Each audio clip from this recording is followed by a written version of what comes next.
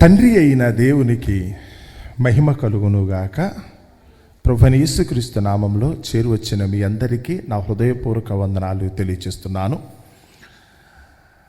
నేటి పాఠ్యాంశముగా యాకోబు రాసిన పత్రిక 5వ అధ్యాయము 13వ వచనం నుంచి కొన్ని వచనాలు నేను చదువుతున్నాను. యాకోబు రాసిన పత్రిక 5వ అధ్యాయము 13వ వచనం నుంచి కొన్ని వచనాలు. మీలో ఎవనికైనాను శ్రమ సంభవించెనా అతడు ప్రార్థన చేయవలెను. ఎవనికైనాను సంతోషము కలిగినా అతడు కీర్తనలు పాడవలెను. మీలో ఎవడైనాను రోగి ఉన్నాడా అతడు సంఘపు పెద్దలను పిలిపింపవలెను. వారు ప్రభువు నామమున అతనికి నూనె రాచి అతని కొరకు ప్రార్థన చేయవలెను. విశ్వాస సహితమైన ప్రార్థన ఆ రోగిని స్వస్థపరచును. ప్రభువు అతన్ని లేపును. అతడు పాపములు చేసిన వాడైతే పాపక్షమాపణ పొందును. దేవుడు తన పరిశుద్ధ వాక్యమును మన వినికిడిలో దీవించి ఆశీర్వదించునుగాక. ఆమేన్. మరి చదవబడిన ఈ మాట యాకోబు అనే అపోస్తలుడు, మరి పెద్దల్లో ఒక్కడిగా ఎంచబడిన మరి యాకోబు గారి తెగనికి ఈ మాట పలికారు. ఆయన అపోస్తలుడు కాదు కానీ పెద్దలలో ఒకడు, సంఘానికి మూలం, ప్రభువైన యేసుక్రీస్తు యొక్క సహోదరుడు ఆయన అని చెప్తారు. సంఘాన్ని ఉద్దేశించి, సంఘం యొక్క క్రమాన్ని ఉద్దేశించి ఎవరైతే దేవుని యందు విశ్వాసం ఇచ్చారో, ప్రభువైన యేసుక్రీస్తు నామమున ఎవరైతే ఇక్కడికి బాప్తిసం పొంది దేవుని రాజ్యంలో చేర్చబడ్డారో వారు పాటించవలసిన క్రమాన్ని గురించి అయితే కనుక ఈయనైతే చెప్తున్నారు. ఆయన పాటించవలసిన క్రమం ఏంటా క్రమం? మీలో ఎవరికైనాను శ్రమ సంభవించినా, ఇక్కడ కూర్చున్న మీలో ఎవరైనా కానీ ఏం చేయాలట?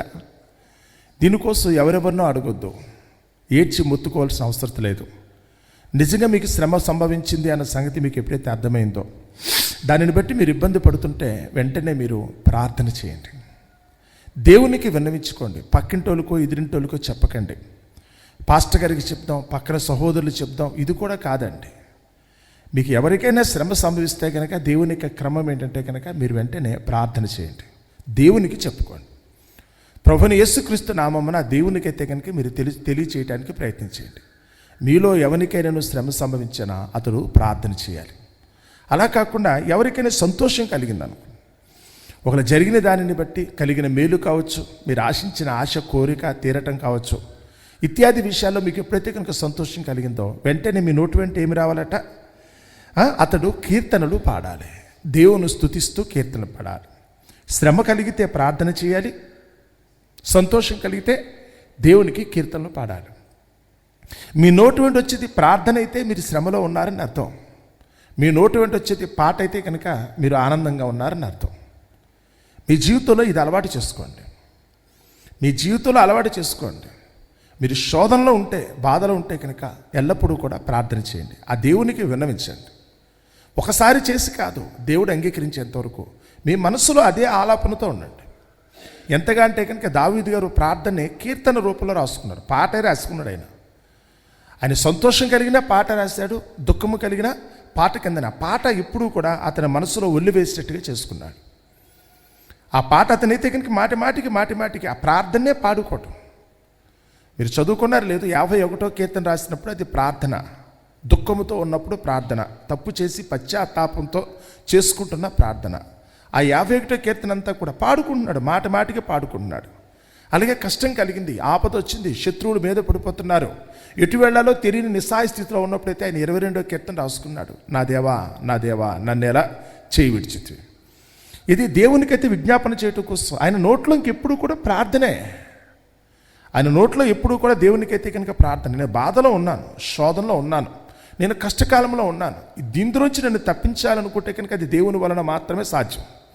కాబట్టి ఆ దేవునికి నేను ఎల్లప్పుడూ కూడా ప్రార్థన చేసుకున్నాను. మీ ఇంట్లో బాగోపోయినా మీ పరిస్థితులు బాగోపోయినప్పుడు కూడా ప్రార్థనే. ఎందుకంటే దేవునికి చెప్పండి, మనుషులకి చెప్తే ఏముంది, ఎగతాళి చేస్తున్నారు. ఈరోజు మనుషులకు చెప్పినంత మాత్రం చేత వారు ఏమన్నా మీకు సాయం చేస్తారా? మీరు భర్తతో చెప్పినా, భార్యతో చెప్పినా ఏమవుతుంది చెప్పండి?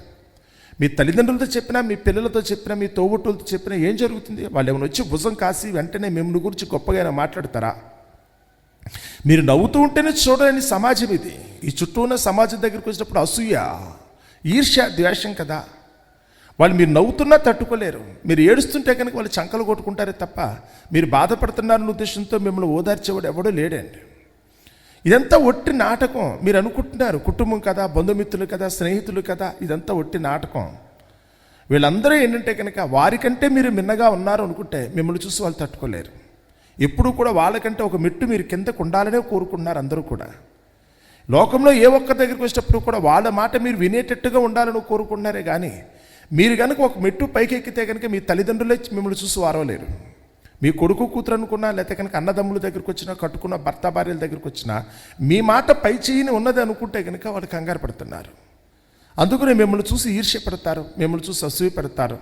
మీరు కష్టకాలం కలిగినప్పుడు, మీరు బాధపడినప్పుడు వాళ్ళు చంకలు కొట్టుకుంటారు. బాగా అనిగింది కదా, తెక్కనిగింది అనుకుంటారు. కొవ్వు తగ్గింది కదా అనుకుంటున్నారు. తెలుసా, మీరు కష్టకాలంలో పడినప్పుడు మీరు సంతోషంగా ఉంటే కనుక వారవలేక కళ్ళలో నిప్పులు పోసుకునే పరిస్థితి వస్తుంది. అందుకని రెండింటికి సమస్యకైతే కనుక దేవుని దగ్గర నుంచి వచ్చే పరిష్కారం ఏంటి తెలుసా? మీరు ఎవరైనా కానీ ఒకరికి కనుక మీ శ్రమ సంభవిస్తే, శ్రమ కాలంలో మీరు ఉన్నట్టయితే ప్రార్థన చేయండి. మీరు దేవునికి విన్నవించుకోండి. మనుషులకి ఎవరికి చెప్పాల్సిన అవసరం లేదు. ఎందుకంటే వీళ్ళు ఎవరు ఆర్చేవాళ్ళు కాదు, తీర్చేవాళ్ళు కాదు. మీకు ఎవరికైనా శ్రమ సంభవించినా అతను ప్రార్థన చేయండి. ఎవరికైనా సంతోషం కలిగితే వారు దేవునికి కీర్తన చెల్లించండి. ప్రభువా, నువ్వు ఇంత గొప్ప పని చేసావు కదా, నువ్వు చేసిన మేలును బట్టే ఈరోజు మనుషులు కాదు నాకు చేసింది, ఈరోజు నేనంటూ ఈ స్థితిలో ఉన్నాను అనుకుంటే కారణం నువ్వు కదా ప్రభువా. నీ గొప్పతనాన్ని బట్టే, నీ బలాధిక్యాన్ని బట్టే నాకు ఈరోజు ఇంత గొప్ప సంగతి వచ్చిందన్న సంగతిని బట్టి వెంటనే దేవునికి మీరైతే కనుక పాటలు పాడండి అని కిందకు వచ్చేటప్పుడు ఒక మాట అన్నాడు చూడండి. మీలో ఎవడైనాను రోగి అయి ఉన్నాడా? మీలో ఎవరికైనా రోగం వచ్చిందా? మీలో ఎవరికైనా బాధగా ఉన్నారా? అనారోగ్యంతో ఉన్నారా? పండి అతడు సంఘపు పెద్దలను పిలిపించాలి. ఎవరైతే కనుక సంఘపు పెద్దలు ఉన్నారో, ఎవరైతే కనుక దేవుని ఎందైతే కనుక వచ్చి ప్రముఖులుగా సంఘాన్ని నడిపించట్లోనో, లేకపోతే కనుక సంఘాన్ని ఉజ్జీవింప చేయటంలో, సంఘాన్ని పరిపాలించట్లో ఎవరైతే ముందుంటారో, దేవుని పని మీద ఎవరైతే ముందుంటారో వారిని పిలిపించుకోండి మీ దగ్గరికి. దేవుని పని మీద ఉండేవాళ్ళు ఎవరైతే ఉన్నారో వారిని మీ దగ్గరికి పిలిపించుకోండి. వారు వచ్చి ఏం చేస్తారట? వారు ప్రభువు నామమున అతనికి నూనె రాచి అతని కొరకు ప్రార్థన చేస్తారు. మీలో ఎవరికైనా రోగం వచ్చిందనుకున్నప్పుడు ద ఫస్ట్ ప్రిఫరెన్స్ మీరు చేయాల్సింది అదే. ఒకవేళ మీరు లేవలేని పరిస్థితిలో ఉన్నారు కనుక, లేచి ఉంటే మీరు మందిరానికి వెళ్తారు. మీరు లేవలేని పరిస్థితిలో ఉన్నప్పుడైతే కనుక సంఘపు పెద్దలను పిలిపించుకోండి. ఎవరైతే కనుక దేవుని ఎందైతే కనుక ఆసక్తి కలిగి ఉన్నారో, పాస్టర్ గారు ఉన్నారు కదా, కొంతమంది పెద్దలు ఉన్నారు కదా, ఎవరైతే కనుక ఒకవేళ దేవుని ఎందైతే కనుక ఆసక్తి కలిగి వారైతే కనుక దేవుని పని మీద అయితే కనుక ఎవరైతే ఉంటారో, దేవుణ్ణే తమ జీవిత సర్వస్వంగా ఎంచుకునే వాళ్ళు ఉన్నారండి, వారిని పిలిపించండి. వారిని పిలిపిస్తే కనుక వారు ప్రభువు నామమున మీకు నూనె రాచి మీ కొరకైతే కనుక ప్రార్థన చేస్తారు. ఏమవుతుంది అనకండి. అప్పుడు కింద మాట చెప్తున్నాడు, విశ్వాస సహితమైన ప్రార్థన ఆ రోగిని స్వస్థపరుస్తుంది కదా. విశ్వాసంతో చేసేది, ప్రభువా నేనైతే కనుక తప్పు చేశాను, నేను చేసిన తప్పును బట్టి, నా పాపమును బట్టి నాకు ఈ శిక్ష కలిగింది. యేసు ప్రభు ఈ లోకానికి తెలియచేసింది అదేనండి. ఈరోజు మనిషి పడుతున్న ప్రతి బాధకి, ఈరోజు మనిషి అనిపిస్తున్న ప్రతి శోధనకి, శ్రమకు కూడా అయితే కారణం అతను చేసిన తప్పే. మీరు చేసిన తప్పులే ఈరోజు మీకైతే కనుక మీకు పాశంలో చుట్టుకున్నాయి. మీరు చేసిన తప్పులే మీకైతే కనుక ఈరోజు రోగం రూపంలో కనపడుతున్నాయి. మీరు చేసిన తప్పులే ఈరోజు మీ కుటుంబంలో పరిస్థితులు అయితే కనుక చిన్న అభిన్నం చేస్తున్నాయి. మీరు చేసిన తప్పులే మీ కాపురులు అయితే కనుక చిచ్చురేగేటట్టున్నాయి. మీరు తప్పు చేశారు. యేసు ప్రభు ఈ లోకాన్ని ఒప్పింప చేసేది అదే. పరిశుద్ధాత్మని ఈ లోకానికి పంపబడ్డానికి గల కారణం అదే. మీ పాపమును ఆయన ఏం చేస్తున్నారట? ఒప్పుకొని చేస్తాడు. మీరు తప్పు చేశారు కనుకనే ఈరోజు మీ స్థితిని చూసి మీరు ఏడుస్తున్నారు. మిగతా వాళ్ళతో పోల్చి చూసుకునే నా బ్రతికేంటి అలా అయిపోయింది, నాకు ఉన్నదంతా నేను పోగొట్టుకున్నాను కదా, లేకపోతే నా శరీరంలో కనీసం ఆరోగ్యం కూడా లేకుండా పోయిందని మీరు ఏడుస్తున్నారు. మీ పాపములవి. ఈరోజు మీ ఒంట్లో రోగం వచ్చిందనుకుంటే దేవుడు ఇవ్వకుండా లేదు, మొదట అన్నీ ఇచ్చాడు మీకు. ఈరోజు పోగొట్టుకున్నాం అనుకుంటే కారణం మీ పాపములు. ఆ పాపములు స్వస్థపరచబడటానికి ముందు దేవుని చేత క్షమించబడటానికి మీరైతే ప్రయత్నించండి. మీ ఒంట్లో రోగం స్వస్థపరచబడటం కంటే ముందుగా మీ పాప క్షమాపణ దొరకటం మీకు అత్యంత ఆవశ్యకం. వారు ప్రభువు నామములో నూనె రాచి వారికైతే కనుక ప్రార్థన చేస్తారు. విశ్వాస సహితమైన ప్రార్థన రోగిని స్వస్థపరచును, ప్రభువు అతన్ని లేపును, అతడు పాపములు చేసిన వాడైతే పాప క్షమాపణ పొందుతాడు. మీరు చేసే ప్రార్థన పాప క్షమాపణ కొరకు ప్రార్థన చేయండి. పక్షవాయువు గలవానితో అయితే కనుక యేసు ప్రభు చెప్పిన మాట అదే, కుమారుడా నీ పాపములు క్షమించబడ్డాయని. ఎప్పుడైతే కనుక దేవుని ముందు మన పాపములు క్షమించబడతాయో మన ఒంట్లో ఉన్న రోగం పోతుంది.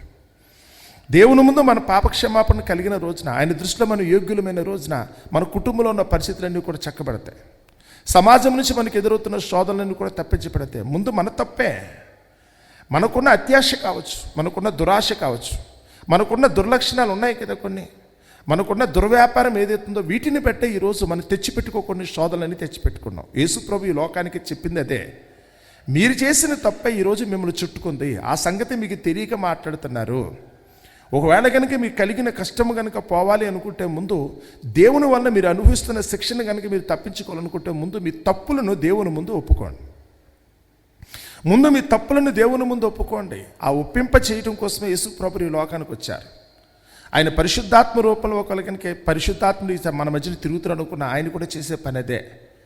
మన పాపమునైతే కనుక ఒప్పింప చేసి మనల్నైతే కనుక పాప విమోచన కలిగించడం కోసం, ఎప్పుడైతే మన పాప క్షమాపణ కలిగిందో మనమైతే కనుక మనకు కలిగిన రోగం నుంచి కూడా మనమైతే కనుక స్వస్థత పొందడానికి అవకాశం ఉంటుంది. సో సంఘం యొక్క క్రమమని కనుక మీరు అనుకునేటట్టయితే, నేను దేవుని ఎరిగిన దానను, దేవుని ఎరిగిన వాడనని కనుక మీరు అనుకునేటట్టయితే, మీరు ఎరిగిన వారుగా మీరు చేయాల్సిన పని మొట్టమొదట మీలో ఎవరికైనా శ్రమ సంభవిస్తే ఏం చేయాలట? ప్రార్థన. శ్రమ అది ఏ రూపంలోనే కావచ్చు, అది శారీరకంగా కావచ్చు, మానసికంగా కావచ్చు, ఆత్మీయంగా కావచ్చు, ఆర్థిక పరంగా కావచ్చు, కుటుంబ పరంగా కావచ్చు, కాపురం పరంగా కావచ్చు. మీకు ఏ శ్రమ వచ్చినప్పుడు కూడా ముందు ఇమ్మీడియట్గా అయితే కనుక మీరు మోకరించి దేవునికి ప్రార్థన చేయండి. First one. రెండో దాని దగ్గరకు వచ్చినప్పటికల్లా మీలో ఎవరికైనా సంతోషం ఏ రూపంలోనే కానీ, ఏ విధము చేతనైనా మీకు సంతోషం కలిగింది అనుకుంటే వెంటనే మీరు ఆ దేవునికి కృతజ్ఞతాస్తుతులు చెల్లించండి. పాట పాడండి, మీరు కీర్తనలు పాడండి. అందుకని కీర్తనలు రాసినప్పుడు అందులో దుఃఖకరమైన కీర్తనలు ఉంటాయి, పాప క్షమాపణ కొరకు కీర్తనలు ఉంటాయి. అదే సమయంలో అయితే కనుక సంతోషం కలిగితే కనుక దేవుని స్తుతించే కీర్తనలు కూడా ఉంటాయి. సో దేవునికి అయితే కనుక మీరు కీర్తనలు పాడండి. ఒకవేళ మీలో ఎవరైనా రోగి ఉంటే ఆ రోగి అయిన వాడు ఏం చేయాలట? సంఘపు పెద్దలను అయితే కనుక పిలిపించండి. ఆ సంఘపు పెద్దలు వచ్చైతే కనుక ప్రభు నామమున అతనికి నూనె రాచి అతని కొరకు ప్రార్థన చేస్తారు. ఎప్పుడైతే ఇది విశ్వాససహితమైన ఆ ప్రార్థన ఆ రోగిని ఏం చేస్తుందట? స్వస్థపరచబడుతుంది. అదే సమయంలో అతను పాపము చేసిన వాడైతే కనుక అతనికి పాప క్షమాపణ కూడా కలుగుతుంది విశ్వాసమును బట్టి. అతను నేను తప్పు చేశాను కనుక ఇది సంఘము వల్లనే, సంఘపు పెద్దల వల్లనే సాధ్యమవుతున్న సంగతి అతను ఒప్పుకున్నందుకు గాను అతనైతే కనుక సంపూర్ణంగా స్వస్థపరచబడటానికి అవకాశం ఉంటుంది. ఇది దేవుని యొక్క సంఘం యొక్క క్రమం. సంఘాన్ని ఉద్దేశించి కనుక యాకోబు గారు చెప్పిన క్రమం. ఇక్కడ కూర్చున్న మీరు కూడా అయితే కనుక ఇంకెప్పుడు కూడా ఇక జీవితంలో ఎప్పుడు కూడా మీరు మర్చిపోకూడదు. మీకు శ్రమ కలిగినప్పుడు వెంటనే మీకు మొట్టమొదటి ఆప్షన్ ఏంటంటే కనుక దేవునికి ప్రార్థన చేయటం. సంతోషం కలిగితే కనుక వెంటనే మీరు చేయవలసింది దేవునికి పాట పాడటం. మీరు రోగం వచ్చి కనుక మంచం మీద పడుకున్నారనుకుంటే కనుక సంఘపు పెద్దలను పిలిపించి వారి చేత అయితే కనుక మీరు నూరు రాయించుకునే ప్రార్థన చేయటం. తద్వారా అయితే కనుక మీ రోగం స్వస్థపరచబడుతుంది, మీ పాపములు అయితే కనుక క్షమించబడటానికి అవకాశం కలుగుతుంది. మీ విశ్వాసం అయితే కనుక మీకు ఆ స్వస్థత కలిగిస్తుందని అయితే కనుక అంత చక్కగా రాస్తుంది. కాబట్టి ఎవరూ కూడా దీన్ని పోగొట్టుకోకుండా దేవుడు మనకు దయచేసిన ఈ గొప్ప అవకాశాన్ని ప్రతి ఒక్కరు కూడా సద్వినియోగపరచుకోవడానికి, దేవుని నామానికి మహిమకరంగా జీవించడానికి ప్రయత్నించవలసిందిగా మిమ్మల్ని అందరినీ మనసారా కోరుకుంటూ నా మాటలు ముగిస్తున్నాను. అట్టి కృప దేవుడు మనందరికీ దయచేయునుగాక. ఆమేన్.